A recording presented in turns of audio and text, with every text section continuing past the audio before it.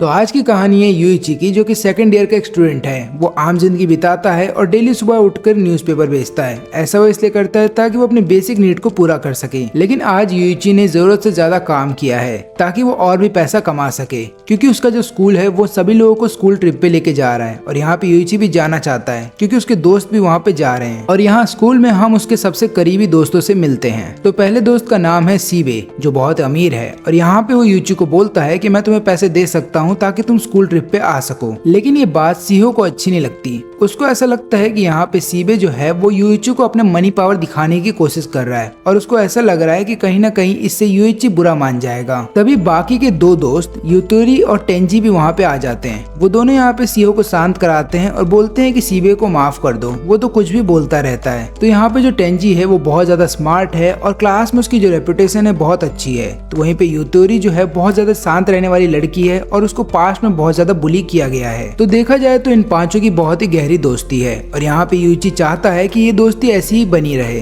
लेकिन अगले ही दिन सबको क्लासरूम में पता चलता है कि 2 मिलियन येन जो इन लोगों ने जमा किया था स्कूल ट्रिप के लिए वो चोरी हो गया है। जिसके बाद सीहो क्लास में बोलती है कि जो भी चोर है वो सामने आ जाए और माफी मांग ले, हम उसे माफ कर देंगे। लेकिन ऐसा होता नहीं, क्योंकि जिसने भी चोरी की है वो अपनी आइडेंटिटी खुद से रिवील क्यों करेगा। लेकिन जो सिचुएशन है वो और भी ज्यादा खराब हो जाती है जब सीबे और सीहो दोनों ही स्कूल आना बंद कर देते हैं और काफी दिनों से ये लोग स्कूल नहीं आते हैं। जिसके बाद सभी क्लासमेट्स को ऐसा लग रहा होता है कि इन्हीं दोनों ने चोरी की होगी। फिर एक दिन यूइची को एक लेटर मिलता है उसके घर के बाहर। उस लेटर में लिखा होता है भेजने वाले का नाम और वो होता है सीहो का। उसमें वो लिखती है कि मेरे से स्कूल में आके मिलो। फिर ये भागते हुए उधर पे जाता है। उधर पे ये देखता है कि उसके बाकी के चारों दोस्त भी वहीं पे है और वो सब लोग पूछ रहे होते हैं कि यूइची तुमने हमें यहाँ पे क्यों बुलाया है। लेकिन यहाँ पे फिर सबको पता ये चलता है कि एक्चुअली में किसी ने भी किसी को नहीं बुलाया था। ये तो इनके नाम के लेटर एक दूसरे को दिए गए थे ताकि सब लोग यहाँ पे आ सके। जब तक ये लोग इस चीज का कुछ कर पाते, यहाँ पे यूइची को पीछे से करंट लगता है। जिसके बाद यहाँ पे यूइची बेहोश होने वाला था और वो देखता है कि उसके दोस्तों को कोई किडनैप कर रहा है। अब यूइची जब बेहोश हो जाता है तब वो अपनी माँ को और टीचर को याद कर रहा होता है, जहाँ पे उसके टीचर उसको बता रहे होते हैं कि पैसा इस दुनिया का सबसे इम्पोर्टेंट चीज है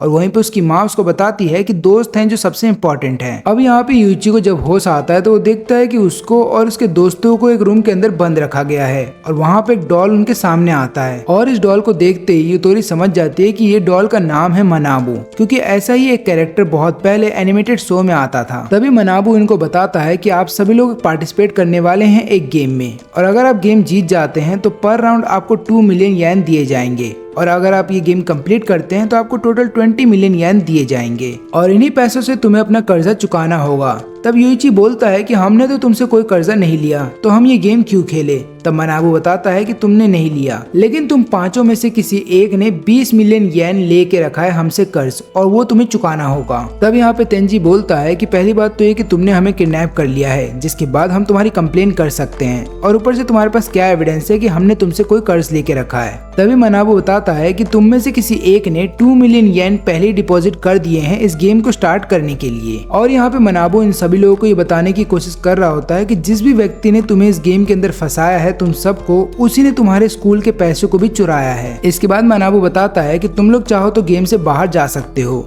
लेकिन एक बात याद रखना, तुम लोगों ने जो डिपॉजिट कर रखा है 2 मिलियन येन का वो तुम्हें वापस नहीं मिलेगा और जिस भी व्यक्ति ने हमसे 20 मिलियन येन का कर्जा लेके रखा है उसे अकेले ही उस पैसों को चुकाना होगा। लेकिन अगर तुम सब लोग पार्टिसिपेट करने को तैयार होते हो तो उस पैसों को तुम पांचों में इक्वली डिस्ट्रीब्यूट कर दिया जाएगा, यानी कि हर किसी के हिस्से में 4 मिलियन येन आएंगे और जैसे जैसे तुम गेम को जीतते जाओगे वो पैसे कम हो जाएंगे, लेकिन जब तुम गेम को हारोगे तो वो पैसे डबल हो जाएंगे। मैं तुम लोग को टाइम देता हूँ ताकि तुम लोग बैठ करके डिसाइड कर लो कि तुम्हें क्या करना है। तब यहाँ पे सीहो बताती है कि एक काम करते हैं, हम लोग गेम में पार्टिसिपेट करते हैं, क्योंकि जिस भी व्यक्ति ने पैसा लिया है वो हमारे में से कोई एक है और वो हमारा दोस्त है, तो दोस्त होने के नाते हमें उसकी हेल्प करनी चाहिए। अब यहाँ पे सभी लोग सीहो की बात से एग्री कर रहे होते हैं, लेकिन यहाँ पे यूइची सोच रहा होता है कि उसे क्या करना चाहिए। या तो वो यहाँ से जा सकता है गेम को छोड़ करके, क्योंकि उसने कर्जा नहीं लिया, नहीं तो फिर उसे यहाँ पे रुक करके अपने दोस्तों का साथ देना होगा और आखिरी में यूइची फैसला करता है कि वो अपने दोस्तों का साथ देगा और इसके बाद सब लोग इस गेम में पार्टिसिपेट करने को तैयार हैं। उनका पहला गेम स्टार्ट होता है एक रूम के अंदर, जहाँ पे एक टेबल के ऊपर एक बहुत बड़ा कॉइन रखा गया है और हर किसी के नेम के बैजेस भी वहाँ पे रखे गए हैं और इन्हीं बैजेस के ऊपर लगातार इनको शो होता रहेगा कि इनके ऊपर कितना कर्जा है। तो अभी फिलहाल के लिए हर किसी के ऊपर 4 मिलियन येन का कर्जा हो रखा है, लेकिन गेम स्टार्ट हो जाने के बाद ये लोग नहीं दिखा सकते कि इनके ऊपर कितना कर्जा है, और अगर ऐसा किया जाता है तो जो भी व्यक्ति ऐसा करता है उसका अमाउंट डबल कर दिया जाएगा। फिर इसके बाद इन्हें गेम समझाया जाता है। तो इन सभी के सामने एक बहुत बड़ा सा टेबल है जिसके ऊपर एक बहुत बड़ा सा कॉइन है। इस कॉइन के ऊपर इन्हें अपना हाथ रखना है और फिर सभी लोगों से एक एक करके क्वेश्चंस पूछे जाएंगे, जहाँ पे अगर इन सबको ऐसा लगता है कि इस क्वेश्चन का आंसर यस होना चाहिए तो कॉइन ऑटोमेटिकली यस के ऊपर चला जाएगा।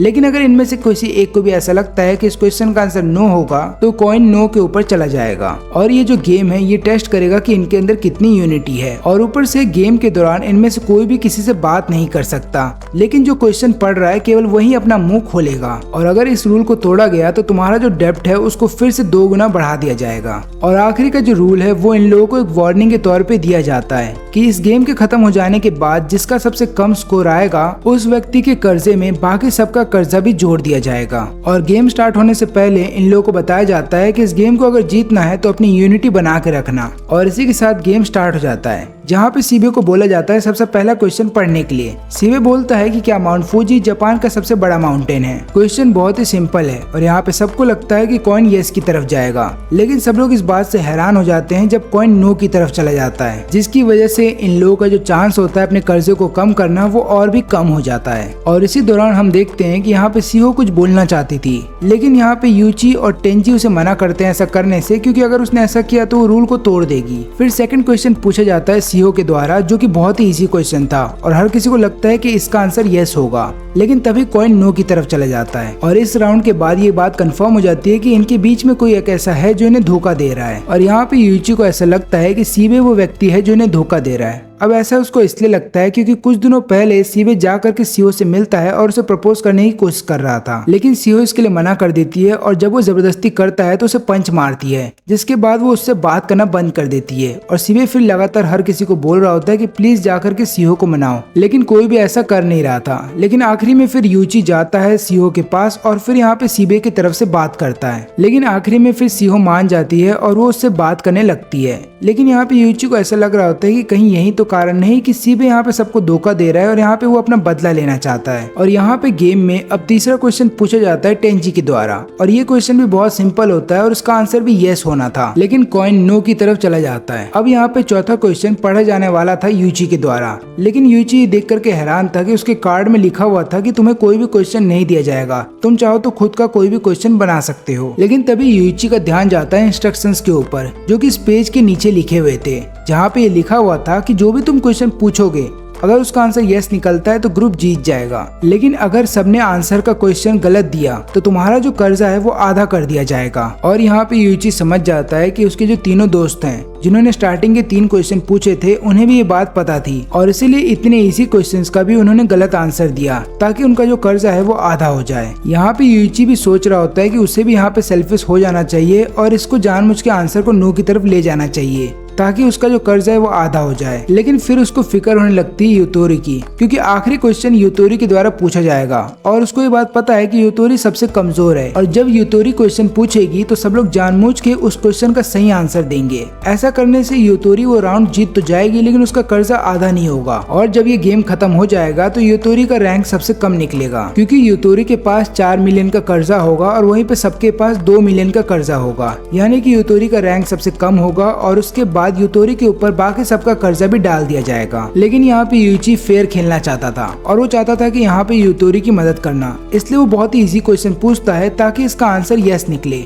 लेकिन फिर से कॉइन नो की तरफ चला जाता है और यहाँ पे यूची समझ जाता है कि कोई जानबूझ के ये सब कर रहा है और उसको गुस्सा भी आता है, लेकिन वो कुछ कर नहीं पाता। अब आखिरी क्वेश्चन पूछा जाने वाला है यूतोरी से, और यहाँ पे यूतोरी पूछती है कि क्या हम सभी लोग दोस्त बने रहेंगे। और यहाँ पे जिन लोगों ने ये गेम को कंडक्ट करवाया है वो लोग कैमरे से लगातार इन पे नजर रख रहे थे, और वो लोग भी ये सोच रहे होते हैं कि जो क्वेश्चन है ये स्टार्टिंग में आना चाहिए था, जिसके बाद इस क्वेश्चन का आंसर यस ही निकल करके आता। लेकिन अभी क्योंकि ग्रुप के अंदर सब लोग एक दूसरे के ऊपर शक कर रहे हैं कि कौन हो सकता है जो धोखा दे रहा है, तो हो सकता है इस क्वेश्चन का आंसर नो निकल करके आए। तभी यूइची बीच में बोल पड़ता है। वो ऐसा इसलिए करता है ताकि यूतोरी के ऊपर सारा कर्जा ना आ जाए, लेकिन ऐसा करने की वजह से यहाँ पे यूइची का कर्जा डबल हो जाता है और वो सबको बोलता है कि तुम लोग जानबूझ के यूतोरी को फंसाना चाहते हो। और ऊपर से रूल के अकॉर्डिंग अगर देखा जाए तो जिसका भी कर्जा सबसे कम होगा वो इस गेम को हार जाएगा। लेकिन यहाँ पे इन तीनों को ऐसा लग रहा होता है कि यूइची झूठ बोल रहा है, इसलिए ये लोग यूइची से कोई भी बात नहीं करते। और क्योंकि यहाँ पे अब यूइची सबके ऊपर इल्जाम लगा रहा था, तो अगला राउंड जब स्टार्ट होता है तो सब लोग यस की तरफ कॉइन को ले जाते हैं। और जब गेम खत्म हो जाता है तो सबको ये बात पता चलती है कि उनके ऊपर जो 4 बिलियन का कर्जा है उसमें से केवल 4 लाख ही कम हुआ है। और यहाँ पे यूइची के ऊपर जो कर्जा है वो 4 बिलियन का ही रह गया, क्योंकि जब यूइची ने सवाल पूछा था तब सबने नो आंसर दिया था, यानी कि उसका जो कर्जा था वो 2 बिलियन का हो गया था। लेकिन जब उसने बोल दिया सबके सामने तो वो फिर से 4 बिलियन का हो गया। और इसके बाद मनाबू वहाँ पे आता है और बोलता है कि अब हमें सेकंड गेम खेलना होगा। लेकिन यहाँ पे यूइची थोड़ी देर के लिए रुकता है। वो सबके क्वेश्चंस पेपर को देखना चाहता था ताकि उसे पता चले कि उनके क्वेश्चन में क्या लिखा गया था, लेकिन इसके लिए बहुत देर हो जाती है क्योंकि हर किसी के पेपर पे जो क्वेश्चन लिखा गया था वो अचानक से गायब हो जाता है। तभी यहाँ पे सीहो भी आ जाती है और वो यूइची के साथ डिस्कस कर रही होती है कि हम में से ट्रेटर कौन हो सकता है। अब यहाँ पे यूइची को ऐसा लग रहा था कि सीहो हो सकती है जो ट्रेटर हो, क्योंकि स्टार्टिंग जब गेम का होने वाला था तब यहाँ पे सीहो ने बोला था कि हमें ये गेम खेलना होगा।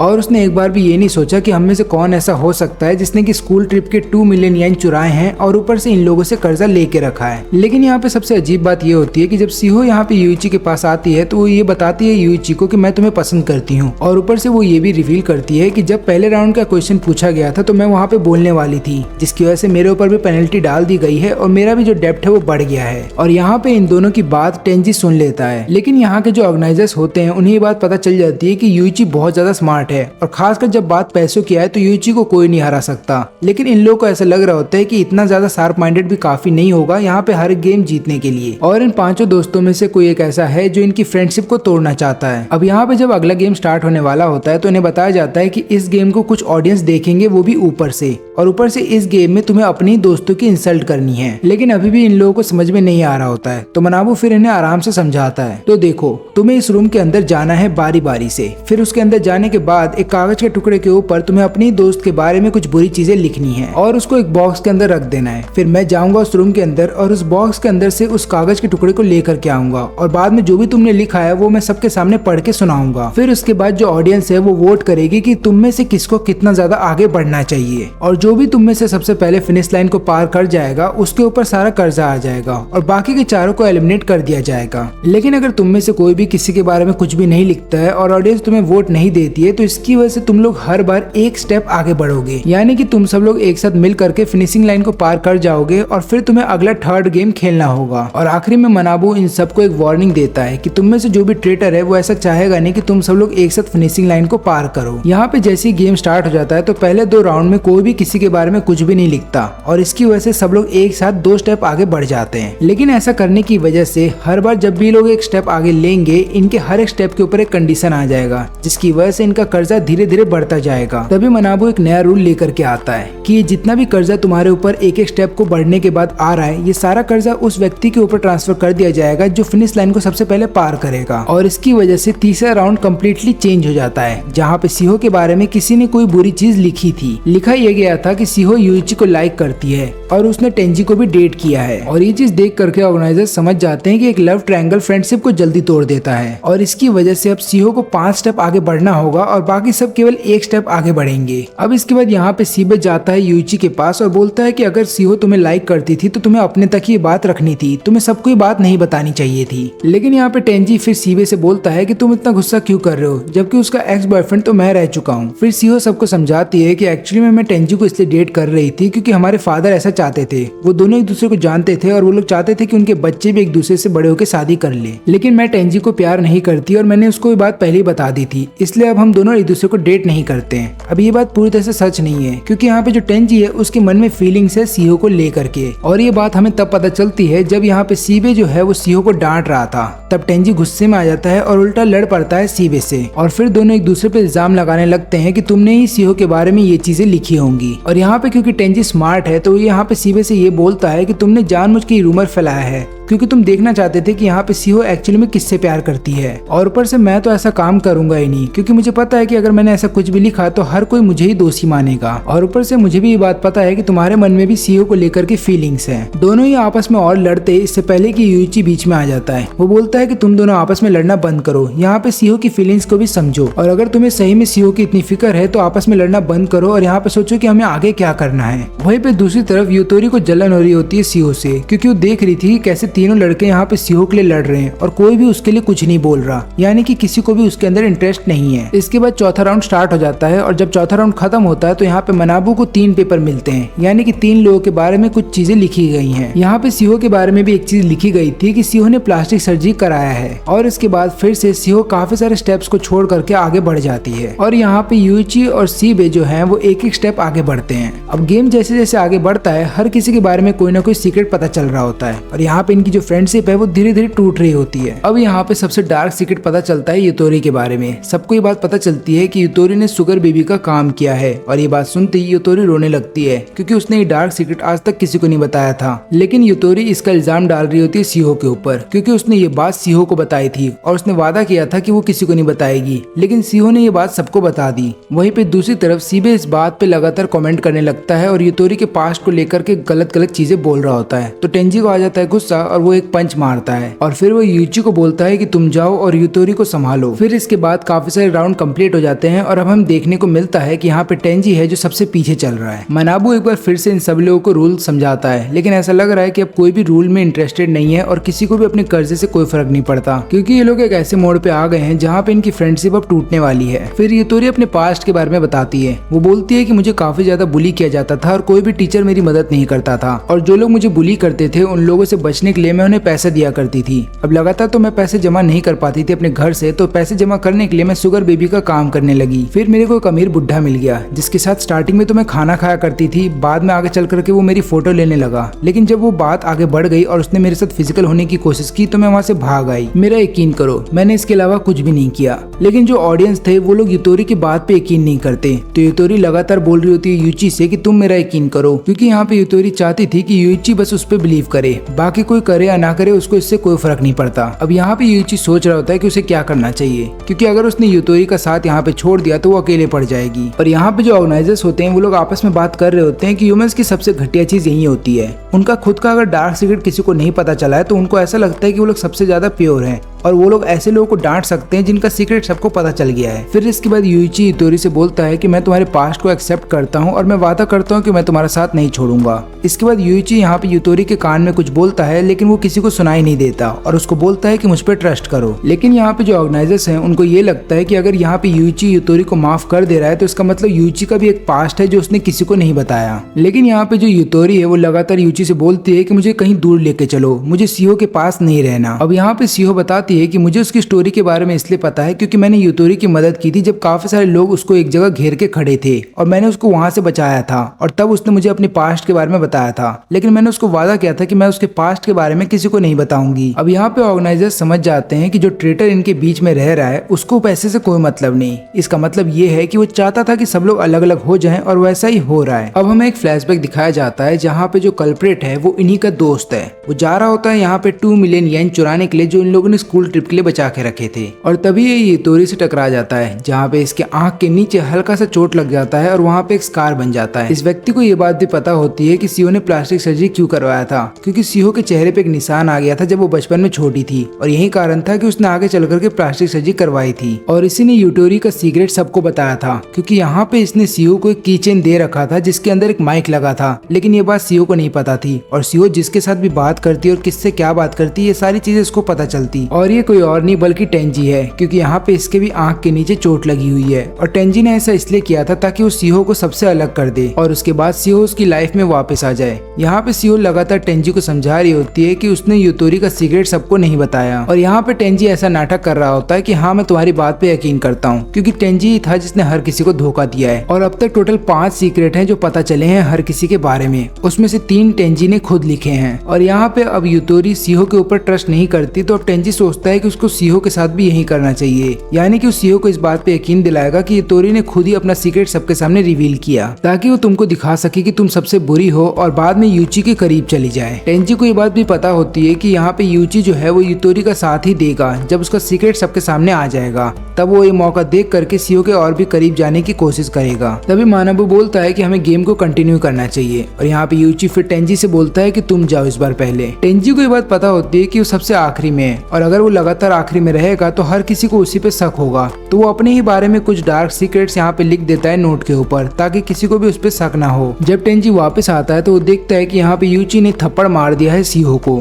क्योंकि यहाँ पे सीहो लगातार यूची से बोल रही होती है कि यूतोरी ने अपना ही सीक्रेट यहाँ पे खुद रिवील किया है ताकि वो तुम्हें अपना बना सके। टेंजी को ऐसा लग रहा होता है कि अब उसका प्लान बहुत ही आराम से काम कर जाएगा, क्योंकि अब दोनों लड़कियों का एक दूसरे पे ट्रस्ट हट चुका है। और यहाँ पे सीहो लगातार यूची से बोल रही होती है कि जब लड़की को कोई लड़का पसंद आ जाता है तो उसको पाने के लिए वो काफी सारे गंदे काम भी कर सकती है। अब यहाँ पे सीहो जस्टिफाई करती है अपनी प्लास्टिक सर्जरी को और बताती है कि मैंने ऐसा क्यों किया था, लेकिन ये सब जान लेने के बावजूद भी यूची उसका साथ नहीं देता। वो यूतोरी के साथ ही खड़ा होता है और उसका साथ निभा रहा होता है और यहाँ पे सीहो को ऐसा लगता है कि अब उसके साथ कोई भी नहीं है। तब ये मौका देख करके टेंजी समझ जाता है कि अब दोनों लड़कियां एक दूसरे पे ट्रस्ट नहीं करती और ऊपर से अब यहाँ पे यूची भी जो है वो सीहो पे ट्रस्ट नहीं करता। इसी बात का फायदा उठा करके टेंजी जाता है सीहो के पास और बोलता है कि मैं तुम्हारे साथ हूँ और यहाँ पे सीहो को भी अच्छा लगता है कि कम से कम टेंजी है जो उसके साथ है। फिर इसके बाद बाकी चार भी उस रूम के अंदर जा करके वापस आ जाते हैं, लेकिन इस बार केवल 2 ही पर्चे थे जिनके अंदर किसी के बारे में लिखा गया था। पहला सीक्रेट तो इतना ज्यादा खास था नहीं, लेकिन दूसरा सीक्रेट ये था कि टेंजी का एज हम सबसे ज्यादा है और ये बात टेंजी ने खुद लिखा था। फिर टेंजी सबको समझाता है कि मैंने एक क्लास 2 बार रिपीट किया था और यही कारण है कि मेरी उम्र तुम सबसे ज्यादा है, लेकिन मैं तुम्हारे साथ पढ़ रहा हूँ। अब यहाँ पे टेंजी बोलता है कि ये बात केवल सीहो को ही पता थी और वो उसका सारा ब्लेम सीहो के ऊपर डाल रहा होता है। टेंजी ऐसा इसलिए करता है ताकि सीहो को ये लगने लगे कि अगर टेंजी ने उसका साथ छोड़ दिया तो फिर उसका साथ निभाने के लिए कोई नहीं आएगा।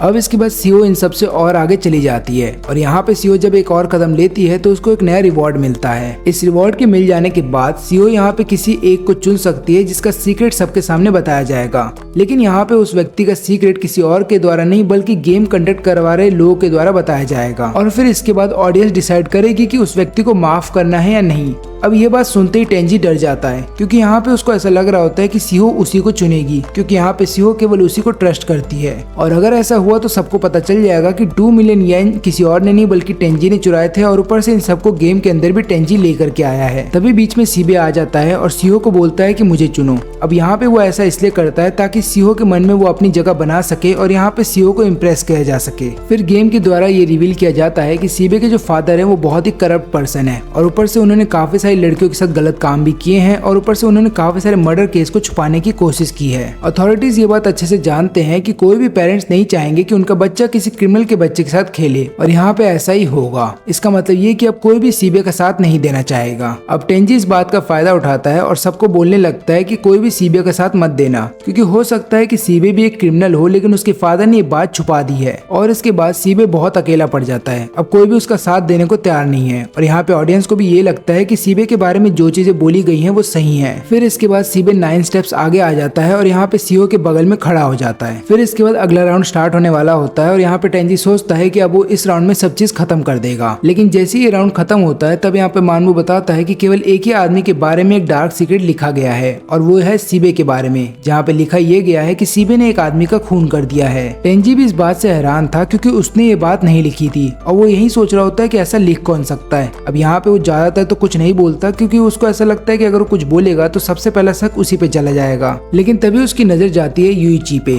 और वो समझ जाता है कि ये काम किसी और का नहीं बल्कि यूइची का है। अब यहाँ पे सीबे लगातार समझाने की कोशिश कर रहा होता है कि उसने किसी का खून नहीं किया और उसके बारे में ये जो चीज लिखी गई है ये झूठ है। यहाँ पे टेंजी को भी ये बात पता होती है कि सीबे जैसा एक लड़का किसी का खून नहीं कर सकता और यूइची ने जानबूझ के उसके बारे में ये झूठ लिखा है। फिर सीबे यहाँ पे जाता है मानबू के पास और उसको बोलता है कि ये झूठ लिखा गया है, इसलिए तुम्हें उसको पनिश करना होगा जिसने मेरे बारे में झूठ लिखा है। यहाँ पे मानबू बताता है कि मैं ऐसा कर तो सकता हूँ, लेकिन रूल्स के मुताबिक अगर देखा जाए तो तुम्हें सबसे पहले साबित करना होगा कि तुमने किसी का खून नहीं किया है। सीबे बोलता है कि एक काम करो, मेरा क्रिमिनल रिकॉर्ड चेक कर लो, लेकिन मानू बताता है कि ऐसा नहीं हो सकता, क्योंकि हो सकता है तुम्हारे फादर ने तुम्हारा क्रिमिनल रिकॉर्ड साफ कर दिया हो। अब यहाँ पे मानू बोलता है ऑडियंस को कि आप लोग क्या सोचते हैं, और यहाँ पे क्योंकि ऑडियंस को यही लगता है कि सीबे ने सही में खून किया होगा, तो यहाँ पे सीबे का पॉइंट्स बढ़ जाता है। फिर यूइची जाता है सीबे के पास और बोलता है कि मुझे तुम पे ट्रस्ट है, और फिर वो ये भी रिवील करता है कि जो हम में से ट्रेटर है वही सबके सीक्रेट चुपके से लिख रहा है, और गेम के स्टार्टिंग से ही वो हम लोगों से झूठ बोलता आ रहा है। लेकिन अभी यूइची उसके बारे में नहीं बता सकता, क्योंकि उसको भी पूरी तरह से नहीं पता कि उनमें से ट्रेटर कौन है। यहाँ पे टेंजी थोड़ी देर के लिए घबरा जाता है, लेकिन उसको ऐसा लगता है कि यूइची ऐसे ही बोल रहा है, मतलब उसको भी पूरी तरह से कंफर्म नहीं है कि ट्रेटर कौन है। फिर यहाँ पे यूइची रिवील करता है कि अगर हम एक साथ लगातार आगे बढ़ते रहते तो इससे हमारा जो कर्जा है वो बढ़ जाता। तब यहाँ पे फायदा केवल गेम के अथॉरिटीज का होता, लेकिन जो ऑडियंस इस गेम को देख रही है उनका कोई फायदा नहीं होता। और ऊपर से हमने अभी देखा कि किस तरीके से सीईओ को एक रिवॉर्ड दिया गया था अगले स्टेप पे, तो उसी तरीके से हम एक साथ अगर आगे बढ़ते रहते तो हमें भी काफी सारे रिवॉर्ड दिए जाते। इसका एक ही मतलब है कि जब हम फिनिशिंग लाइन को पार कर जाते वो भी एक साथ, तब हमारा कर्जा जो है वो एक जैसा ही रहता, ना तो ज्यादा बढ़ता और ना ही ज्यादा घट जाता। लेकिन इन सभी लोगों को ये बात समझने में बहुत देर हो गई है। तभी यूइची एक प्लान के साथ आता है। वो बोलता है कि सीबे अब क्योंकि सबसे आगे चल रहा है तो हम अपने बारे में कोई ना कोई डार्क सीक्रेट पेपर के ऊपर लिखेंगे, ताकि हम सब लोग भी सीबे तक पहुंच जाएं, और कोई भी इस रूल को नहीं तोड़ेगा। यानी कि कोई भी सीबे के बारे में कोई भी बुरी चीज नहीं लिखेगा, बल्कि अपने बारे में ही लिखेगा। और किसी ने अगर अपने बारे में ना लिख करके सीबे के बारे में लिखा तो हम समझ जाएंगे कि ट्रेटर कौन है। लेकिन टेंजी इससे डिसएग्री कर देता है और बोलता है कि मैं इसको नहीं करने वाला। अगर तुम्हें पता है कि ट्रेटर कौन है तो उसका नाम अभी बता दो। अब यहाँ पे टेंजी जानबूझ के यूची से लगातार सवाल पूछ रहा होता है, क्योंकि उसको पता है कि यूची को असली में ट्रेटर कौन है ये नहीं पता, और ऐसा करने से वो यूची के ऊपर प्रेशर बनाएगा, जिसके बाद यूची घबरा जाएगा। लेकिन यहाँ पे यूची कुछ भी नहीं बताता, और जब अगला राउंड स्टार्ट होता है तो उसका रिजल्ट बहुत ही हैरान करने वाला था, क्योंकि इस बार 10 चिट्ठियां निकलती हैं जिसमें कि हर किसी के बारे में कुछ न कुछ लिखा हुआ था, और इसकी वजह से यूची का जो प्लान होता है वो फेल हो जाता है। तब यहाँ पे टेंजी उसको बोलता है कि अब तुम्हें बताना ही पड़ेगा कि ट्रेटर कौन है। लेकिन यहाँ पे यूची शांत रहता है और बोलता है कि मुझे नहीं पता कि ट्रेटर कौन है, मैंने तो ये कहानी ऐसी ही बनाई थी और मुझे लगा था मेरा प्लान सक्सेसफुल हो जाएगा, लेकिन ऐसा हुआ नहीं। और यहाँ पे अब टेंजी पूरे कॉन्फिडेंस में आ जाता है कि उसका प्लान अब एग्जीक्यूट कर जाएगा और वो सीईओ को सबसे अलग कर देगा, और ये गेम तब तक चलता रहता है जब तक कि सीईओ आखिरी स्टेप तक ना पहुंच जाए। और अब सीईओ क्योंकि आखिरी स्टेप पे पहुंच गई थी तो एक और स्टेप उसको लेना है, और उसके बाद वो थर्ड गेम में पहुंच जाएगी। इसका मतलब ये है कि अब सीईओ चाहे कुछ भी कर ले वो पीछे नहीं हट पाएगी। लेकिन तभी गेम के अथॉरिटीज को ये बात पता चलती है कि यूची स्टार्टिंग से इस गेम को मैनिपुलेट कर रहा था और किसी को पता भी नहीं चला। यहाँ पे यूची चाहता था कि हर कोई एक साथ मिल करके काम करे ताकि ट्रेटर का पता लगाया जा सके। और यहाँ पे यूची बोलता है कि अगले राउंड के लिए हम सब लोग एक एक पर्चा लेंगे और उसके अंदर लिखेंगे कि मैं वही व्यक्ति हूँ जो इन सबको गेम के अंदर ले करके आया हूँ। ऐसा लिखने से होगा यूँ कि अगर हमने झूठ लिखा है तो गेम वाले हमें पनिश करेंगे और हम सब लोग थर्ड राउंड में चले जाएंगे। लेकिन हम में से जो ट्रेटर है उसको पनिशमेंट नहीं दी जाएगी और वो यहीं पे रुका रहेगा। और यहाँ पे सबसे पहले टेंजी को भेजा जाता है लिखने के लिए, क्योंकि सीईओ सबसे ज्यादा ट्रस्ट उसी को कर रही है। अब यहाँ पे टेंजी घबरा जाता है, लेकिन उसको समझ में नहीं आता कि उसे क्या करना चाहिए। फिर वो सोचता है कि उसे वही करना चाहिए जो अभी यूची बोल रहा है, और बाद में जब वो पकड़ा जाएगा तो वो बहाना मार देगा कि उसने ऐसा क्यों किया था।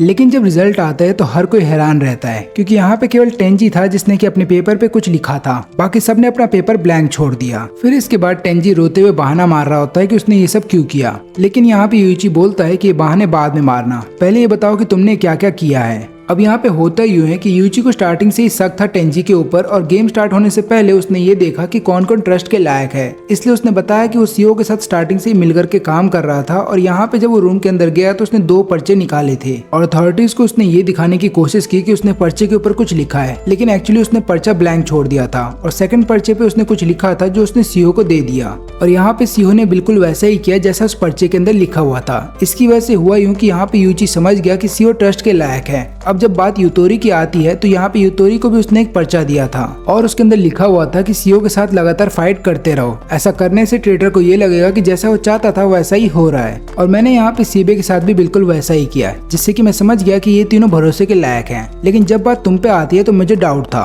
क्योंकि स्टार्टिंग से मैं देख रहा हूँ कि तुम पहले की तरह बिहेव नहीं कर रहे हो। क्योंकि जिस टेंजी को मैं जानता था वो हमेशा शांत रहता था और किसी के बीच में झगड़ा नहीं करवाता था, लेकिन जब से गेम स्टार्ट हुआ है तब से तुम एक दूसरे के बीच में झगड़ा करवा रहे हो। लेकिन यहाँ पे यूइची को ये बात पता थी कि एक आदमी के बारे में एक से ज्यादा सीक्रेट लिखे जा सकते हैं, इसलिए यहाँ पे यूइची ने उन तीनों के टैग्स अपने पास रख लिए थे, यानी कि नेम टैग। अब ऐसा करने से उन तीनों के पास कोई चारा नहीं था, बल्कि यूइची की बात माननी पड़ती। और यहाँ पे अथॉरिटीज भी समझ जाते हैं कि यूइची बहुत ज्यादा स्मार्ट है, उसको पता है कि इंसानों की साइकोलॉजी के साथ कैसे खेलना है, और उसने इन तीनों को ऐसा मैनिपुलेट किया कि वो तीनों वही करेंगे जो यूइची यहाँ पे करवाना चाहता है। यूइची टेंजी को ये भी बताता है कि मुझे तुम पे और भी ज्यादा शक तब हुआ जब तुमने सीबे के ऊपर इल्जाम लगाया कि सीबे ने ही जरूर किसी न किसी के बारे में कोई ना कोई बुरी चीज लिखी होगी, क्योंकि हम सब लोग जानते हैं कि सालों से हमने सीबे को अपने बारे में या फिर किसी और के सीक्रेट नहीं बताया है, क्योंकि ये जो सीबे है वो किसी के भी सीक्रेट को जल्दी किसी और को बता देता है और वो बहुत बड़ा गॉसिप क्वीन है। और ये बात तुम जानते थे, लेकिन उसके बावजूद भी तुमने इल्जाम लगाया तो सीबे के ऊपर। यहाँ पे टेंजी अब अपनी हार मान लेता है, वो सबसे माफी भी मांगता है, लेकिन अब कोई भी उसको माफ करने के लिए तैयार नहीं है। फिर यहाँ पे यूइची मानबू के कान में कुछ बोलता है और उसको बताता है कि मैंने गेम के अंदर एक झूठ बोला था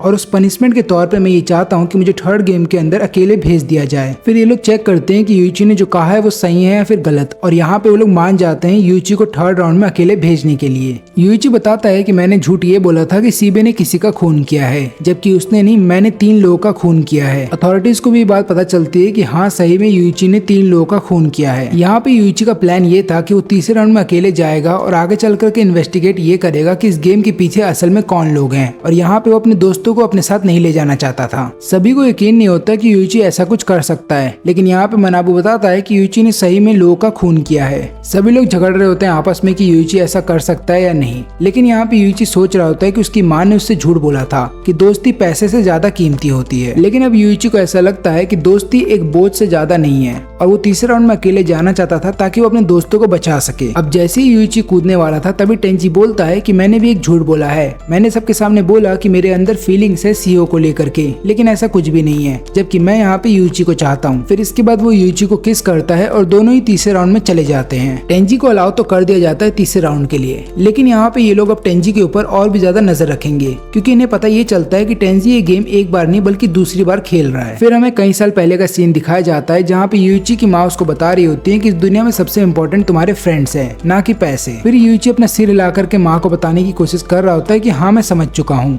लेकिन जब वो हॉस्पिटल से बाहर आता है और अपने टीचर से मिलता है तो वो बताता है कि इस दुनिया में सबसे इम्पोर्टेंट केवल पैसे हैं। तभी यूइची की आंख खुलती है और वो अपने आप को टेंजी को एक गुफा में पाता है। वो टेंजी से पूछता है कि क्या तुम्हें पता है कि हम कहाँ पे हैं, लेकिन यहाँ पे टेंजी बोलता है कि मुझे भी नहीं पता। तभी मानबू की आवाज सुनाई देती है और यहाँ पे मानबू बोलता है कि अगले गेम से पहले तुम्हें 3 दिन तक यहीं पे रुकना होगा। अब इन लोगों के लिए सरवाइव करने के लिए केवल इनके पास पानी है। यहाँ पे टेंजी यूइची को बताता है कि मैंने जो तुम्हें किस किया वो जरूरी था और मैं तुम्हारे साथ यहाँ पे जानबूझ के आया हूँ ताकि मैं तुम्हें अकेले में समझा सकूं कि मैंने तुम्हें धोखा क्यों दिया और ऊपर मैंने ये सब क्यों किया था। फिर टेंजी बताता है कि इस गेम के अंदर मेरा दूसरी बार है जब मैंने फ्रेंडशिप का ये गेम खेला है। लेकिन आगे कुछ भी बताने से पहले यहाँ पे टेंजी यूइची को बोलता है कि अपने नेम टैग को हाथ से ढक लो क्योंकि उनके अंदर माइक्रोफोन लगे हुए हैं। फिर यहाँ पे टेंजी बताता है कि ये सब चीज का कारण है सीहो, क्योंकि सीहो की वजह से मैंने वो चीजें खो दी जो मेरे लिए इम्पोर्टेंट थी। तो मिडिल स्कूल में टेंजी के 2 बहुत ही करीब दोस्त हुआ करते थे और वो लोग हमेशा टेंजी के साथ रहते थे। फिर यहाँ पे टेंजी डिसाइड करता है कि वो जितने ही पैसे बचाएगा उनसे वो एक बिजनेस खोलेगा और उस बिजनेस के अंदर ये अपने दोनों दोस्तों को भी शामिल करना चाहता था। टेंजी के दोस्तों को भी इस बात पे हैरानी हुई जब टेंजी ने बोला कि मैं अपने पैसे से बिजनेस खोलना चाहता हूँ और उसमें तुम लोग को भी शामिल होना है। यहाँ पे उनको लगा कि टेंजी अपना पैसा हम पे क्यों बर्बाद करेगा, लेकिन यहाँ पे टेंजी बताता है कि जब तक हम तीनों साथ में हमें कोई नहीं रोक सकता। लेकिन इसके 1 साल के बाद वहाँ पे सीहो का भी ट्रांसफर हो जाता है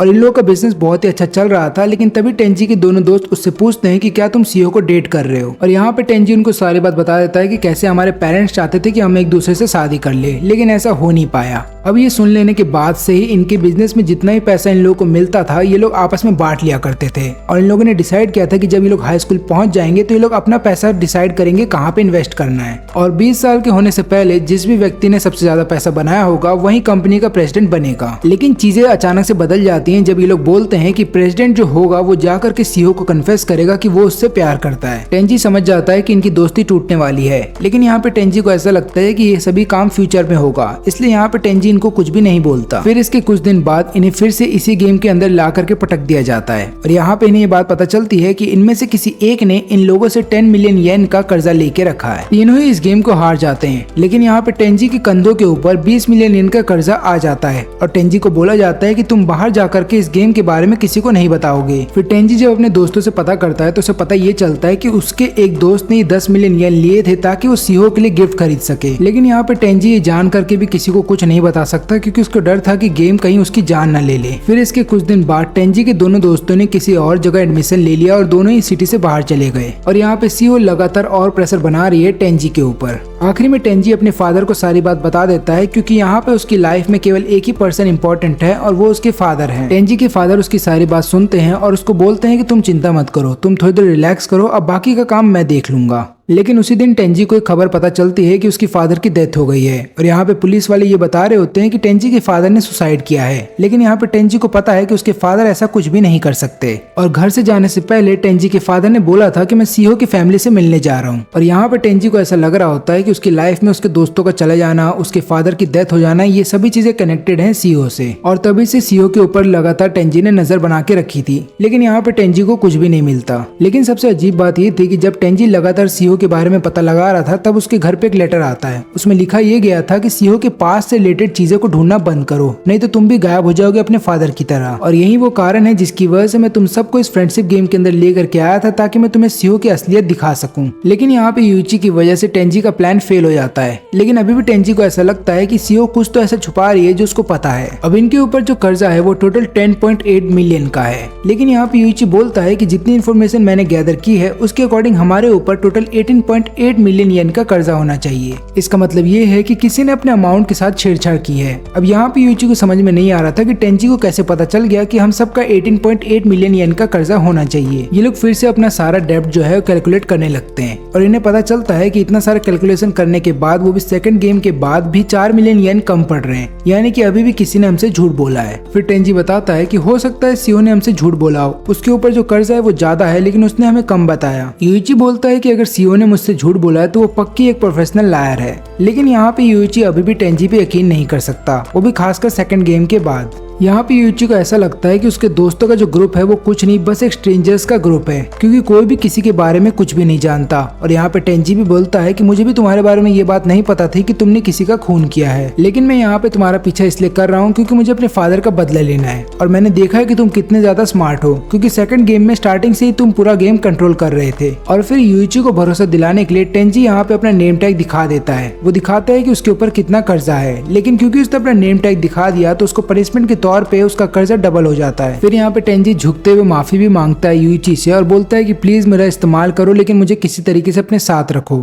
यूइची बोलता है कि ठीक है मैं तुम्हारा साथ तो दूंगा लेकिन मुझे ये सोचने के लिए अभी समय चाहिए। फिर एक और आधा दिन जब बीत जाता है तब यूइची पूछता है टेंजी से कि तुम सीबे और यूतोरी के बारे में क्या सोचते हो। टेंजी बोलता है कि मैं उनके बारे में नहीं सोचता क्योंकि वो मेरे कुछ लगते ही नहीं। तब यहाँ पे यूइची बोलता है कि पर वो तो तुम्हारे दोस्त थे ना और तुम उनको यहाँ पे लेकर के आए थे, तो एक काम करना, जब तुम इस गेम से बाहर चले जाओ तो उन लोगों से माफी मांगना। हो सकता है वो लोग तुम्हें माफ भी ना करे, लेकिन चाहे कुछ भी हो जाए अपने सच्चे दिल से उनसे माफी मांगना। और यहाँ पे टेंजी बोलता है कि ठीक है मैं उनसे माफी मांगने के लिए तैयार हूँ। और इसके बाद यूइची बोलता है कि ठीक है अगर तुम जैसा मैं बोलता हूँ वैसा करोगे तो मैं भी वादा करता हूँ कि मैं तुम्हारा इस गेम में साथ दूंगा। फिर इसके 3 दिन के बाद दोनों को रिहा कर दिया जाता है। अब गुफा से निकलने के बाद इन दोनों को एक जंगल में छोड़ दिया जाता है और वहीं पे मनाबू आता है और वो बोलता है कि अगला जो गेम होने वाला है वो हाइड एंड सीक का होगा, लेकिन इस कॉम्पिटिशन में तुम्हारी जो अपोनेंट की टीम होगी वो 5 लोगों की होगी। लेकिन यहाँ पे टेंजी को समझ में नहीं आ रहा था कि उनके सामने कोई और अपोनेंट कैसे आ गए, क्योंकि ये गेम तो फ्रेंडशिप का है ना, तो उनके सामने उनके खुद के दोस्त होने चाहिए। फिर यहाँ पे मनाबू समझाता है कि ट्रू फ्रेंडशिप तभी एग्जिस्ट करती है जब तुम्हारे सामने कोई अपोनेंट है।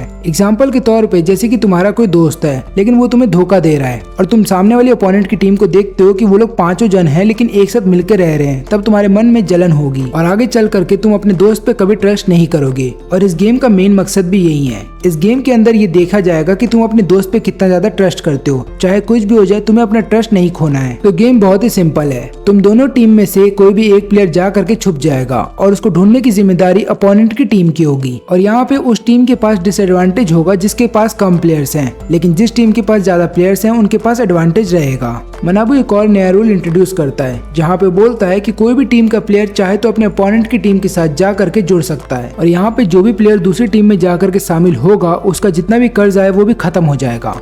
लेकिन यहाँ पे यूची की टीम के लिए ऐसा करना नामुमकिन है, क्योंकि यहाँ पे अगर यूची की टीम में से कोई भी ऐसा करता है तो यूची हार जाएगा। फिर यहाँ पे मनाबू यूची को एक ऑप्शन देता है कि एक और टीम है जिसमें से एक ही प्लेयर बचा है, तुम चाहो तो उस प्लेयर को अपने पास रख सकते हो। फिर यहाँ पे यूची पूछता है कि क्या वो एक लड़की है, तो मनाबू बताता है कि हाँ वो एक लड़की है, और यूची बोलता है कि ठीक है, उसको हम अपनी टीम में शामिल करने के लिए तैयार है। टेंजी इसके लिए मना भी करता है और बोलता है कि हो सकता है वो लड़की हमें धोखा दे दे, लेकिन यहाँ पे यूची बोलता है कि हम इस गेम को बिना किसी और प्लेयर के जीत नहीं सकते। तुम ही सोचो, हमारी टीम में केवल 2 प्लेयर हैं और इस तरीके से हम गेम को नहीं जीत पाएंगे। तभी मारिया उनके सामने आती है, जिसको एक्सेप्ट कर लिया जाता है यूची के द्वारा। अब देखा जाए तो मारिया जो है वो गेम अथॉरिटी की ही एक प्लेयर है, उसको जानबूझ के यूची की टीम में भेजा गया है ताकि वो लोग यूची के ऊपर नजर रख पाए। फिर यहाँ पे टेंजी बोलता है कि ठीक है, मैं जाकर के छुपूंगा, तब तक तुम बाहर रहना। ऐसा टेंजी इसलिए करता है क्योंकि यहाँ पे उसको पता है कि अगर यूची बाहर रहेगा तो वो मारिया के ऊपर नजर रख पाएगा, कहीं मारिया जाकर के दूसरी टीम में शामिल ना हो जाए। इसके बाद मानबू दोनों ही टीम को 2 घंटे का टाइम देता है, और जब तक ये लोग छुपने जा रहे थे तब यहाँ पे टेंजी एक बार फिर से रूल समझाता है। पहला ये कि तुम अपने अपोनेंट की टीम में से किसी को भी मार के या धमका करके ये बात नहीं पता कर सकते कि उनका प्लेयर कहाँ पे छुपा हुआ है। दूसरा ये कि जो भी प्लेयर छुपेगा वो एक जगह से दूसरी जगह मूव नहीं कर सकता जब तक कि ये गेम खत्म ना हो जाए, और अगर किसी भी टीम ने ये रूल को तोड़ दिया तो वो टीम तुरंत हार जाएगी और उनके ऊपर जो कर्जा है वो डबल कर दिया जाएगा। इन सभी लोगों को एक फोन दिया जाएगा ताकि ये लोग अपने प्लेयर के साथ कम्युनिकेट कर पाए, और ऊपर से जंगल के बीचों बीच खाना रखा गया है ताकि उस प्लेयर तक ये लोग खाना पहुंचा सके जो प्लेयर छुपने गया है। लेकिन इसके अलावा सबसे इम्पोर्टेंट रूल ये है कि जो भी बंदा छुपने जाएगा उसके पास एक बटन होगा, और अगर उसको ऐसा लग रहा है कि उसके टीम वाले उसको नहीं ढूंढ पा रहे या फिर उस तक खाना नहीं पहुंचा पा रहे हैं तो वो चाहे तो क्विट कर सकता है, और अगर उसने ऐसा किया तो उसकी पूरी टीम भी हार जाएगी। अब यहाँ पे यूइची टेंजी के लिए एक जगह ढूंढ लेता है जहाँ पे वो छुप सकता है, और क्योंकि यहाँ पे यूची अभी तक से मारिया पे पूरी तरह से भरोसा नहीं करता तो उन लोगों ने मारिया को काफी दूर खड़ा रखा है ताकि मारिया ये जगह ना देख ले। अब यहाँ पे यूची पूछता है टेंजी से कि तुम्हारी तबीयत कैसी है, क्योंकि यहाँ पे यूची को ऐसा लग रहा होता है कि टेंजी कब तक इस जगह पे भूखा रह पाएगा। टेंजी बोलता है कि तुम मेरी फिक्र मत करो, मैं वादा करता हूँ कि मैं इस बटन को कभी प्रेस नहीं करूंगा क्योंकि मुझे तुम पे भरोसा है। और यहाँ पे यूची बोलता है कि ठीक है, मैं वादा करता हूँ कि मैं तुम्हारे लिए वापस यहाँ पे जरूर आऊंगा। इसके बाद यूची वहाँ से चला जाता है और 2 दिन बीत जाते हैं, लेकिन अभी भी यूची एक बार भी टेंजी से मिलने के लिए नहीं आया। जब से ये गेम स्टार्ट हुआ है तब से ही टेंजी ने कुछ भी नहीं खाया, और ऊपर से 2 दिन और बीत चुके हैं लेकिन उसने कुछ भी नहीं खाया। इसके अलावा उसने पानी तक भी नहीं पिया है। और यहाँ पे टेंजी अब शक कर रहा होता है कि क्या यूची उसके लिए सही में आएगा भी या नहीं। टेंजी ये भी सोच रहा होता है कि हो सकता है यूची ने अपने साइड बदल लिया हो, यानी कि वो दूसरी टीम में जाकर के मिल गया हो, लेकिन अगर ऐसा होता तो ये गेम वहीं पे खत्म हो जाता। यहाँ पे टेंजी ये भी सोचता है कि हो सकता है यूची मुझे जानबूझ के टॉर्चर कर रहा है, क्योंकि प्रीवियस गेम में जो भी मैंने उन लोगों के साथ किया वो उसका बदला लेना चाहता है। इसके बाद टेंजी यूची को कॉल करता है, लेकिन यहाँ पे यूची नहीं उठाता बल्कि अपोनेंट टीम के प्लेयर्स उठाते हैं, और वो यहाँ पे टेंजी को बताते हैं कि यूची हमारे साथ आराम से बैठकर खाना पानी खा रहा है और वो मौज मस्ती कर रहा है, उसको तुम्हारी कुछ भी नहीं पड़ी। अगर उसको तुम्हारी पड़ी होती तो अब तक तुम्हें ढूंढने जाता, लेकिन उसने एक बार भी तुम्हें ढूंढने की कोशिश नहीं की है, और वो ऐसा लग रहा है कि तुम्हें ढूंढने नहीं आएगा। ये सारी बातें सुन लेने के बाद टेंजी पागल हो जाता है, और अब वो लगातार यही सोच रहा होता है कि क्या सही में यूची उसके लिए आएगा भी या नहीं, क्योंकि यहाँ पे टेंजी लगातार अकेले है, तो लगातार अकेले रहने की वजह से वो पागल होता जा रहा है, और भूख प्यास की वजह से उसको समझ में नहीं आ रहा कि उसको क्या करना चाहिए। लेकिन टेंजी फिर भी क्विट नहीं करता और सोचता है कि उसे यूची को एक मौका देना चाहिए, हो सकता है यूची उसको धोखा ना दे और उसके लिए आ भी जाए। अब हमें इसके बाद 2 दिन पहले का सीन दिखाया जाता है, जहाँ पे हम दूसरी टीम के सभी प्लेयर्स को देखते हैं, और यहाँ पे जो उनका हाइडर होता है वही उनका कैप्टन भी होता है। ये लोग आपस में डिस्कस कर रहे होते हैं और ये लोग ये बोलते हैं कि इस पूरे जंगल में किसी भी हाइडर को ढूंढना बहुत ही मुश्किल है, यानी कि कोई भी टीम का मेंबर इतना पागल नहीं है कि वो अपोनेंट की टीम के हाइडर को ढूंढने जाएगा। इस गेम को अगर जीतना है तो अपने अपोनेंट की टीम के मेंबर्स के ऊपर नजर रखो, फिर वो जैसे ही खाना लेकर के जा रहे होंगे अपने हाइडर के लिए तुरंत ही उन्हें पकड़ लो, और इसी तरीके से तुम इस गेम को जीत सकते हो। अब यहाँ पे जो दोनों सुपरवाइजर होते हैं वो लोग आपस में शर्त लगा रहे होते हैं कि कौन सी टीम जीतेगी। अब यहाँ पे 3 दिन बीत जाते हैं लेकिन कुछ भी नहीं होता। इसके बाद सुपरवाइजर ये बोलती है कि देखना टेंजी उस बटन को दबा देगा, क्योंकि इस टीम का हर एक प्लेयर बास्केटबॉल खेलता है और ये लोग फिजिकली फिट है। इसका मतलब ये भी है कि ये लोग यूची के ऊपर और मारिया के ऊपर काफी दिनों तक नजर रख सकते हैं, और क्योंकि इनकी संख्या ज्यादा है तो ये लोग आराम से अपने हाइडर के पास खाना भी ले जा सकते हैं। लेकिन वहीं पे दूसरी तरफ टेंजी की हालत खराब हो रही होती है, क्योंकि टेंजी काफी दिनों तक भूखा है, तो उसको भ्रम हो रहा होता है कि यूची उसके पास आ गया है और उसके लिए खाना पानी लेकर के आ गया है। लेकिन इन 3 दिन तक यूची ने केवल आराम किया है और सप्लाई कैंप के पास बैठ करके बस खाना खाया है। लेकिन यहाँ पे सुपरवाइजर्स को ऐसा लग रहा होता है कि यूची कोई ना कोई प्लान बना रहा है, क्योंकि मारिया ने उन दोनों को बताया है कि यूची के पास कोई तो प्लान है, लेकिन उस प्लान को कब एग्जीक्यूट करेगा इसके बारे में मारिया को भी नहीं पता। तभी यहाँ पे यूची बोलता है कि मैं अपने अपोनेंट की टीम में जाना चाहता हूँ और मैं इस टीम को छोड़ रहा हूँ। अब ये बात सुनते सुपरवाइजर भी चौंकते नहीं, बल्कि ये सोच रहे होते हैं कि हो सकता है यूइची के पास कोई प्लान हो। अब दूसरे टीम मेंबर ये सोच रहे होते हैं कि अगर यूइची हमारे पास आ गया तो उसका सारा कर्जा टेंजी के ऊपर चला जाएगा, यहाँ पे टेंजी हार भी जाएगा और उसके ऊपर कर्जा भी बढ़ जाएगा। लेकिन यूइची को अपनी टीम में लेने से पहले ये लोग सोच रहे होते हैं कि ये लोग अपने कैप्टन से बात करेंगे। और ये बात सुनते यूइची इन लोगों पे हंसने लगता है। वो बोलता है कि तुम लोग इतना सिंपल सा डिसीजन भी खुद से नहीं ले सकते, क्या तुम्हें इतना डिसीजन लेने का भी हक नहीं है? ऐसा लग रहा है कि तुम्हारे पास खुद का दिमाग नहीं है, तुम्हें जो बोला जाता है तुम वही करते हो। अब ये बात सुनते यहाँ पे थक गुस्सा हो जाता है, लेकिन उसके टीममेट्स उसको रोक लेते हैं और उसको समझाते हैं कि यहाँ पे लड़ाई झगड़ा मत करो, क्योंकि अगर ऐसा किया गया तो हम लोग हार जाएंगे। अब यहाँ पे ये लोग अपने कैप्टन से जब पूछ करके आते हैं तब वो लोग बताते हैं कि हम लोग यूइची को अपने साथ अभी नहीं लेंगे, क्योंकि यूइची अकेले आना चाहता है और अगर उसको आना है हमारी टीम में तो उसको मारिया को भी अपने साथ लेकर के आना होगा, क्योंकि इन लोगों को ऐसा लगता है कि अगर यूइची इनकी टीम में आ गया तो इसके बाद ये मारिया को बता देगा कि हमारा हाइडर कहाँ पे छुपा हुआ है और मारिया जाकर के उसको ढूंढ लेगी और हो सकता है हम लोग गेम हार जाएं। और इसके बाद थग फिर जाता है यूइची से बात करने के लिए और बोलता है कि अब तुम्हें अपने साथ मारिया को लेकर के आना होगा। हमें फिर से 2 दिन पहले का सीन दिखाया जाता है जहाँ पे यूइची मारिया को सारा प्लान समझाता है। वो बोलता है कि मैं अपोनेंट की टीम में चला जाऊंगा और उसके बाद उनके हाइडर का लोकेशन तुम्हें दे दूंगा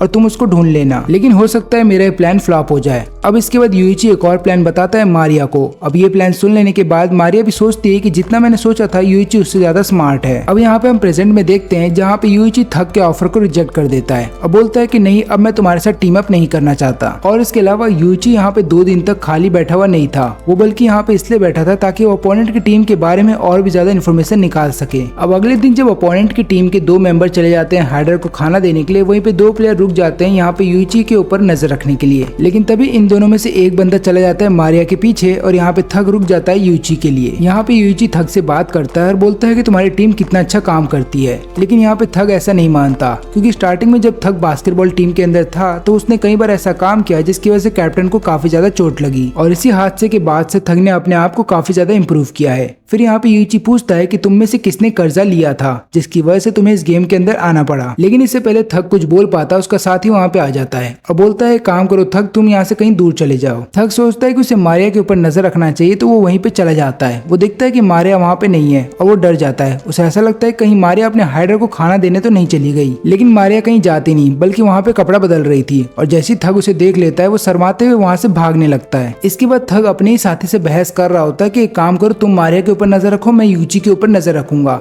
अब जब दोनों आपस में बात कर रहे थे तभी यूइची यहाँ पे मारिया को सिग्नल देता है कि भागो तुरंत वहाँ से। यहाँ पे यूइची और मारिया दोनों ही अलग अलग जगह पे भाग रहे होते हैं ताकि थक और उसका साथी अलग अलग भागे, लेकिन तभी चारों एक जगह जाकर के मिल जाते हैं। अब यहाँ पे फिर यूइची मारिया को लेकर के भाग रहा होता है, लेकिन तभी रास्ते में ही यूइची धक्का दे देता है मारिया को और उसको नीचे गिरा देता है। अब यहाँ पे मारिया भी ये चीज देख करके हैरान थी, क्योंकि उसको ये बात नहीं पता थी कि यूइची उसको फेंकने वाला है। अब यहाँ पे टेंजी की हालत और भी ज्यादा खराब हो जाती है मेंटली और फिजिकली। वो लगातार अपने हाथ में बटन रखता है लेकिन उसको दबाता नहीं और फिर खुद से वादा करता है कि मैंने काफी लोगों को धोखा दिया है लेकिन इस बार मैं किसी को धोखा नहीं दूंगा। और अब टेंजी को जब लग रहा होता है कि शायद वो मर जाएगा, लेकिन तभी वहाँ पे यूइची आ जाता है और तुरंत ही उसको पानी पिलाता है, जिसके बाद यहाँ पे टेंजी की हालत थोड़ी सुधर जाती है और लगातार वो खाना खाने लगता है। फिर टेंजी पूछता है कि तुम इतने दिनों तक क्यों नहीं आए थे। अब यहाँ पे यूइची बताता है कि एक्चुअली मेरे पास एक प्लान था, लेकिन वो प्लान मैंने तुम्हें स्टार्टिंग में इसलिए नहीं बताया था क्योंकि मुझे देखना था कि तुम मुझ पे कितना ज्यादा ट्रस्ट करते हो। लेकिन यहाँ पे टेंजी ने एक बार भी बटन नहीं दबाया तो यहाँ पे यूइची समझ जाता है कि वो ट्रस्ट कर सकता है टेंजी को। यहाँ पे टेंजी भी ये बात समझ जाता है कि जब यूइची यहाँ पे उसको खाना देने के लिए आ सकता है तो उसका मतलब यूइची के पास कोई तो ऐसा प्लान है जिसकी मदद से वो लोग ये गेम जीत सकते हैं। अब यहाँ पे हम देखते हैं मारिया को, जिसको बचा ले जाता है इन दोनों प्लेयर के द्वारा, लेकिन यहाँ पे मारिया को भी बिल्कुल अंदाजा नहीं था कि यूइची कुछ ऐसा करने वाला है, वो उसी को नीचे फेंक देगा। और यहाँ पे जब मारिया गिरने वाली थी तब थग उसको बचा लेता है, लेकिन थग उसको अकेला नहीं पकड़ सकता था और ऊपर नहीं ला सकता था, इसलिए वो अपने टीममेट को बोलता है कि यूइची को छोड़ो और इसको बचाने की सोचो। टेंजी को भी यहाँ पे यूइची का सारा प्लान पता चल जाता है, लेकिन वो पूछता है कि अगर तुम्हारा आइडिया काम नहीं करता तो तुम क्या करते।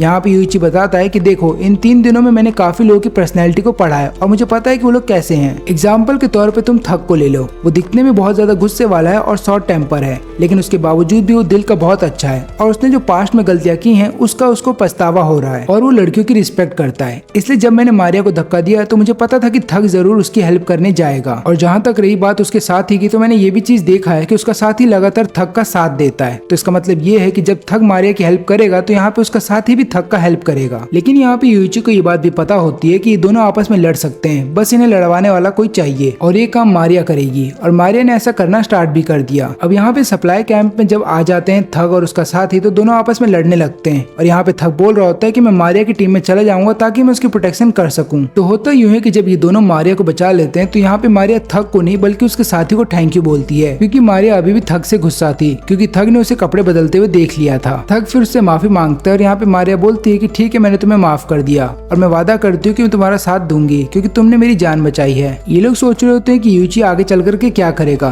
तब यहाँ पे मारिया लगातार यूची को डिफेंड कर रही होती है और थग सोच रहा होता है कि ऐसा मारिया क्यों कर रही है। इसके बाद जब ये लोग वहाँ से जाने की कोशिश कर रहे होते हैं तो मारिया ढंग से चल नहीं पा रही थी, तो थग बोलता है काम करो, तुम मेरी पीठ पे चढ़ जाओ। अब ये लोग जब सप्लाई कैंप में वापस जा रहे होते हैं तब यहाँ पे मारिया थग से बोलती है कि तुम्हारा शुक्र है जो तुमने मेरी जान बचाई, काश मैं तुम्हारी टीम को ज्वाइन कर पाती। बाकी के दो मेंबर भी जब अपने हाइडर को खाना देकर के आ जाते हैं तो वो लोग बोलते हैं कि इसमें थग की कोई गलती नहीं है, बल्कि हमें यूची के ऊपर लगातार नजर रखनी चाहिए। यहाँ पे यूची भी अपने हाइडर को खाना देकर के आ जाता है और उसके बाद मारिया को जोर से पकड़ लेता है और बोलता है कि मेरे बगल में आकर के बैठो। इस नजारे से थग को आ जाता है गुस्सा और वो बोलता है कि तुम्हें मारिया को जाने देना चाहिए, जो भी तुमने उसके साथ किया है। यूची बोलता है कि मारिया मेरी टीम में है तो मैं जो भी चाहूँ उसके साथ कर सकता हूँ। अब गुस्से में यहाँ पे थग जाता है मारने के लिए यूची को, लेकिन मारिया उसको ऐसा करने से रोक देती है। वो बोलती है कि यूची ऐसा ही चाहता है। इसके बाद यूची मारिया को उसके बालों से पकड़ता है और ऐसा दिखाने की कोशिश कर रहा होता है कि वो उसको पीटने वाला है। तब अपोनेंट की टीम के मेंबर चले जाते हैं मनाबू के पास और उसको बोलते हैं कि यूची को ऐसा करने से रोको, लेकिन यहाँ पे मनाबू बोलता है कि मैं ऐसा कुछ नहीं करने वाला हूँ क्योंकि रूल्स के अकॉर्डिंग तुम अपोनेंट की टीम के मेंबर को पीट नहीं सकते हो, लेकिन खुद की टीम के मेंबर के साथ तुम्हें जो करना है तुम कर सकते हो। इसके बाद थग डिसाइड करता है कि वो यूची की टीम में चला जाएगा ताकि मारिया की प्रोटेक्शन कर सके, लेकिन तभी थग को उसके टीममेट रोक देते हैं और बताते हैं कि हो सकता है ये सभी चीजें यूची की एक चाल हो, वो तुम्हें जानबूझ के अपनी टीम में ले आना चाहता है ताकि वो हमारी टीम को कमजोर करे। लेकिन यहाँ पे थग को अभी भी ऐसा लग रहा होता है कि मारिया के ऊपर जितने भी अत्याचार हो रहे हैं वो सब रियल हैं और यही सब सोच करके थग फिर अपनी टीममेट के साथ लड़ना स्टार्ट कर देता है। लेकिन फिर इसके बाद उनके बाकी के टीममेट वहाँ पे आते हैं और उनको ऐसा करने से रोकते हैं और वो लोग बोलते हैं कि हमें एक काम करना चाहिए, हमें अपने टीम लीडर के साथ एक मीटिंग बुलानी चाहिए और पूछना चाहिए कि हमें आगे क्या करना है। तब यहाँ पे यूची लगातार चिढ़ा रहा होता है थग को और बोलता है कि तुम खुद से कोई डिसीजन नहीं ले सकते और यहाँ पे एक लड़की पिट रही है, लेकिन उसको बचाने के लिए भी तुम्हें अपने लीडर से पूछना होगा। लेकिन थग उसकी कोई बात नहीं सुनता और यहाँ पे अपने लीडर के पास जा रहा होता है पूछने के लिए कि उसे आगे क्या करना है। जब थग वापस आता है तो बोलता है कि मैं मारिया की टीम को ज्वाइन करने के लिए तैयार हूँ। अब थग ऐसा इसलिए करता है क्योंकि उनका जो कैप्टन होता है वो मना कर देता है। वो बोलता है कि मारिया हमारी टीम को ज्वाइन नहीं करेगी। अब यहाँ पे थग और यूची सेम टीम के अंदर होते हैं तो थग सोचता है कि वो यूची को पीट सकता है, लेकिन यूची उनमें से नहीं है जो अपने आप को पिटने दे, इसलिए वो थग को बांध देता है पेड़ से और उसको तब तक वहाँ से नहीं छोड़ता जब तक वो लड़ना छोड़ ना दे। यहाँ पे यूची टेंजी को बता देता है कि मैंने उनका एक टीम मेंबर अपने साथ ज्वाइन करवा लिया है, अब मुझे किसी तरीके से इस बात का पता लगाना होगा कि उनका टीम लीडर कहाँ पे छुपा हुआ है। यहाँ पे थग को खुद पे शर्म आ रही होती है। वो यही सोच रहा होता है कि वो यूची की टीम में तो आ गया है, लेकिन वो अभी भी मारिया की प्रोटेक्शन नहीं कर पाएगा। तब मारिया उसके पास आती है और बोलती है कि मेरी छोड़ो, पहले अपनी सोचो, क्योंकि अगर तुमने नहीं बताया कि तुम्हारा टीम लीडर कहाँ पे है तो यूची तुम्हारी बुरी हालत कर देगा। यहाँ पे थकेश बताता है कि भले ही वो मुझे कितना भी पीटे लेकिन मुझे कोई फर्क नहीं पड़ता, क्योंकि मुझे भी नहीं पता कि हमारा टीम लीडर कहाँ पे छुपा है। अब यहाँ पे यूची उसके सामने आता है और बोलता है कि तुम क्या बोल रहे हो, तुम तो गए थे ना अपने साथी के साथ अपने टीम लीडर से मिलने के लिए।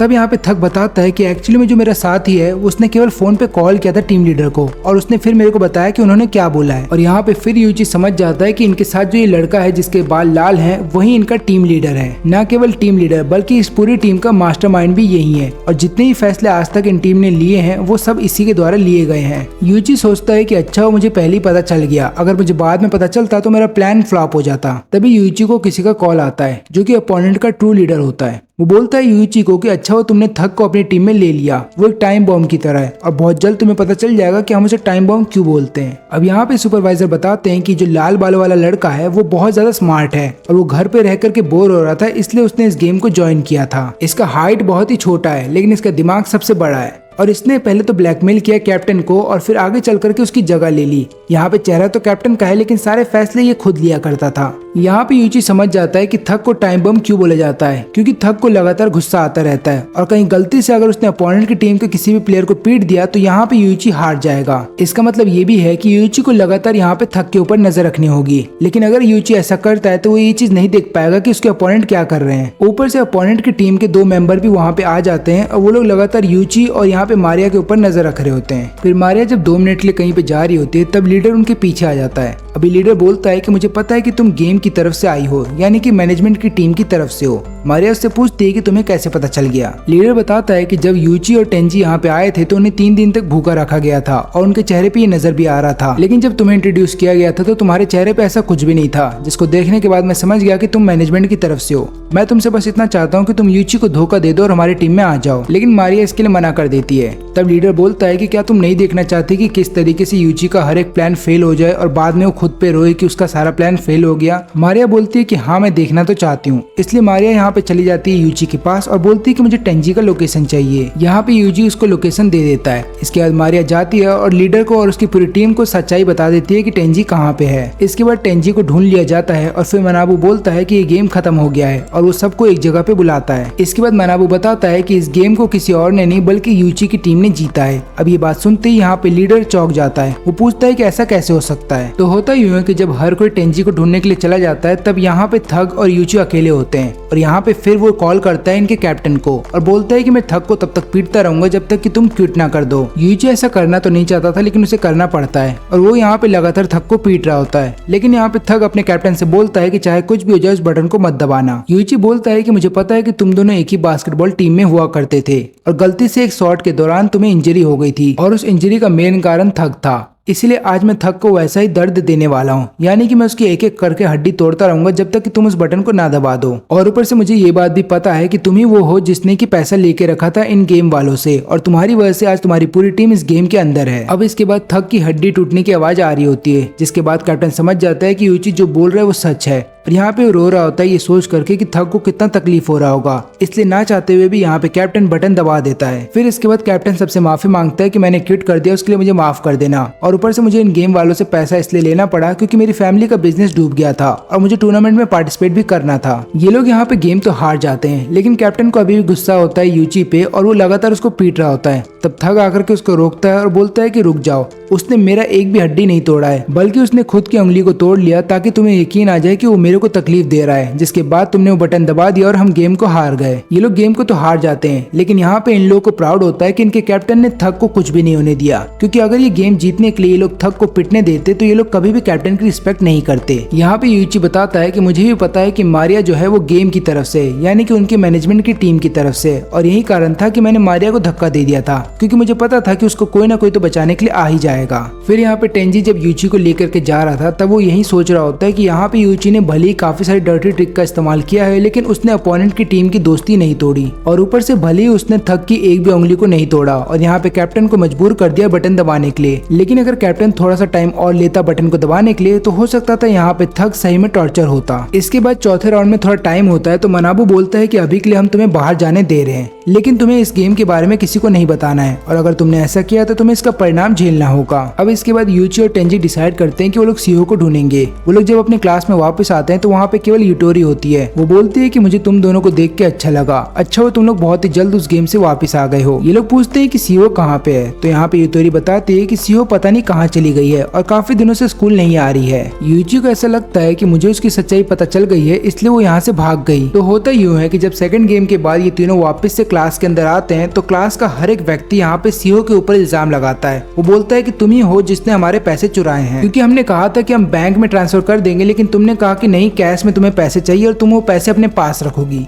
इसके बाद यहाँ पे सीबे जो है वो बताना चाहता था सबको सच्चाई कि एक्चुअली में पैसे टेंजी ने चुराए हैं, लेकिन अगर वो ऐसा करता है तो गेम के रूल को तोड़ देगा। इसलिए यहाँ पे सीबे जो है सामने आता है और बोलता है कि चिंता मत करो, मैं तुम सबके पैसे कल लौटा दूंगा। और इसके कुछ दिन बाद हम देखते हैं कि सीबे के फादर को अरेस्ट कर लिया जाता है, क्योंकि यहाँ पे हर किसी को पता चल गया था कि सीबे के फादर ने क्या क्या गलत काम किए हैं और इसी वजह से उन्हें अरेस्ट कर लिया जाता है। लेकिन यहाँ पे यूची समझ जाता है कि एक्चुअली में सीबे ने जाकर के अपने फादर को सारी सच्चाई बताई होगी और बोला होगा कि उसको 2 मिलियन येन किस लिए चाहिए और यही कारण है कि उसके फादर को अरेस्ट कर लिया गया। अगले दिन सीबे सबसे माफी भी मांगता है कि मैं तुम्हारे पैसे नहीं लौटा पाऊंगा, लेकिन यहाँ पे सब लोग उसको बुली करने लगते हैं। यहाँ पे सीओ के साथ भी यही हो रहा था, इसलिए दोनों ही स्कूल से बाहर चले जाते हैं और उस दिन के बाद से दोनों स्कूल आना बंद कर देते हैं। ये लोग जब सीबे के घर जाते हैं उससे मिलने के लिए तो इन्हें पता ये चलता होता है कि सीबे के फादर की डेथ हो गई है और यहाँ पे उसके मर्डर का इल्जाम किसी और पे नहीं बल्कि सीबे के ऊपर लगा दिया गया है। सीबे जब यहाँ पे टेंजी और यूची को देखता है तो वो समझाने की कोशिश कर रहा होता है कि मैंने खून नहीं किया। यहाँ पे टेंजी उसकी मदद के लिए आगे बढ़ रहा होता है लेकिन यूची उसको ऐसा करने से रोक देता है। यूची यहाँ पे ऐसा इसलिए करता है क्योंकि उसको डर था कि कहीं टेंजी जोश में आकर के गेम के बारे में सबको बता ना दे। अब यहाँ पे टेंजी देखता है कि सीओ के फादर यहाँ पे लेकर के जा रहे हैं सीबे को और यहाँ पे टेंजी बताता है कि जब मेरे फादर की डेथ हुई थी तब वहाँ पे सीओ के फादर थे।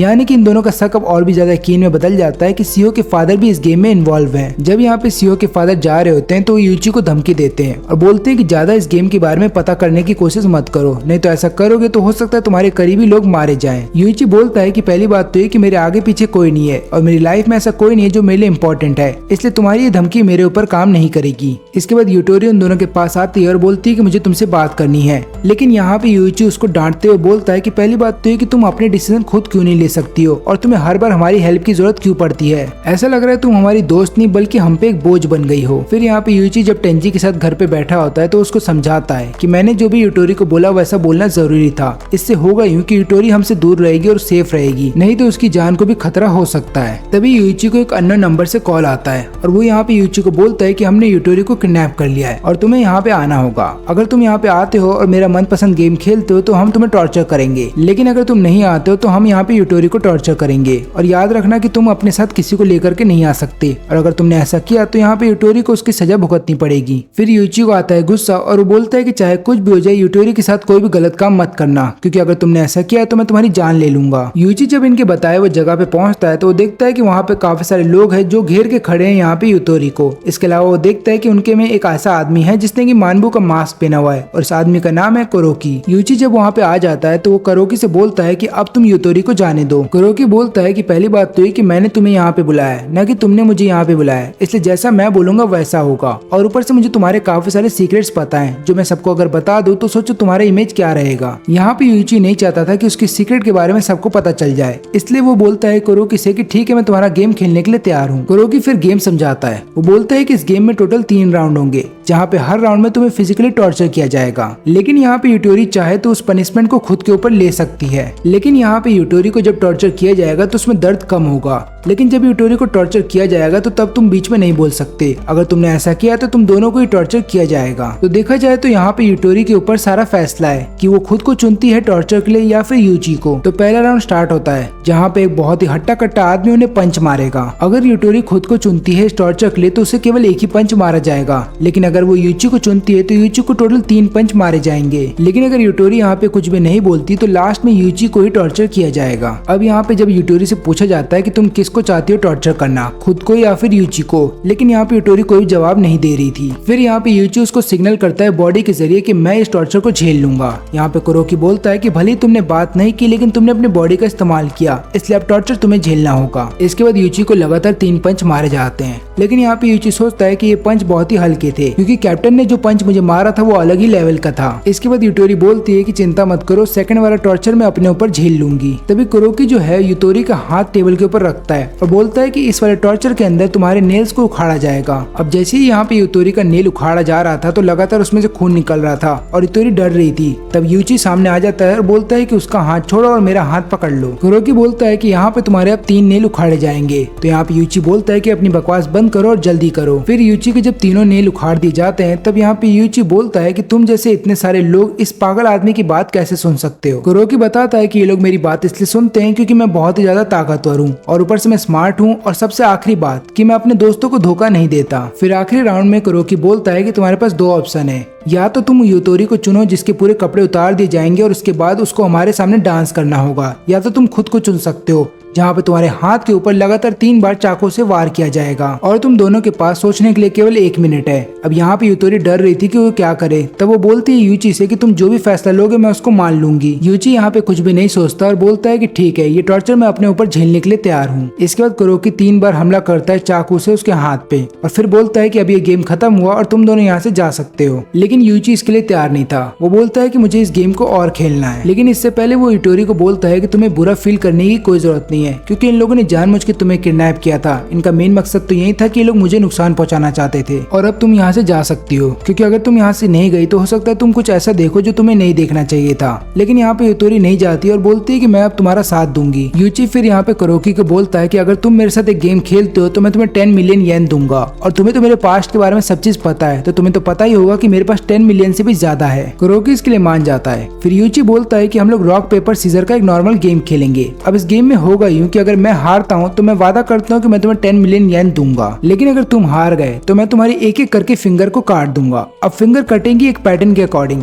जैसे कि अगर तुम्हारा सीजर आया तो तुम्हारी 2 फिंगर काटी जाएंगी, अगर तुम्हारा पेपर आया तो तुम्हारी 5 फिंगर काटी जाएंगी, और अगर तुम्हारा रॉक आया तो तुम्हारा कुछ भी नहीं काटा जाएगा। लेकिन यहाँ पे यूची के हाथ पे बैंडेज बंधा हुआ है। इसका मतलब ये है कि यूची केवल रॉक का इस्तेमाल कर सकता है या फिर पेपर का, और ये बात कुरोकी समझ जाता है और उसको ऐसा लगता है कि ये गेम बहुत ही सिंपल होगा और वो आराम से हर एक गेम जीत जाएगा। यहाँ पे यूची ये भी बोलता है कि अगर यहाँ पे कुरोकी गेम को जीत गया तो वो उसके सभी टीममेट्स को भी पैसा देगा, और वो लोग फिर यहाँ पे कुरोकी को बोल रहे होते हैं कि तुम्हें ये गेम खेलना चाहिए। फिर कुरोकी गेम स्टार्ट होने से पहले पूछता है कि क्या होगा अगर हम दोनों के बीच में टाई हो गया, जैसे कि मैंने रॉक निकाला तुमने भी रॉक निकाला।